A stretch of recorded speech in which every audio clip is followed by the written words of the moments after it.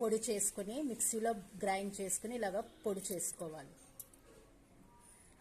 Main ingredient వాము. ముందు stove వెలిగించుకొని తాలింపు పెట్టుకోవాలి.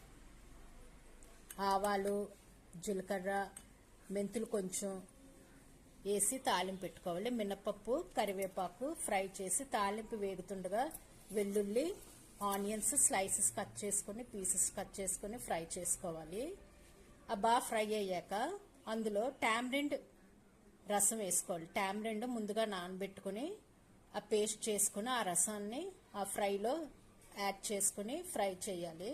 అది బాగా వాటర్ యాడ్ చేసుకుని ఎంత థిక్నెస్ కావాలో అంత వాటర్ యాడ్ చేసుకుని సాల్ట్, రెడ్ చిల్లీ యాడ్ చేసుకుని బాయిల్ చేసుకోవాలి. వాటర్ బాయిల్ అయ్యాక టామరిండ్, వామ్ అంతా ఆ కన్సిస్టెన్సీ అంతా వాటర్లో దిగాక బాగా బాయిలింగ్ పాయింట్కి వచ్చాక స్టవ్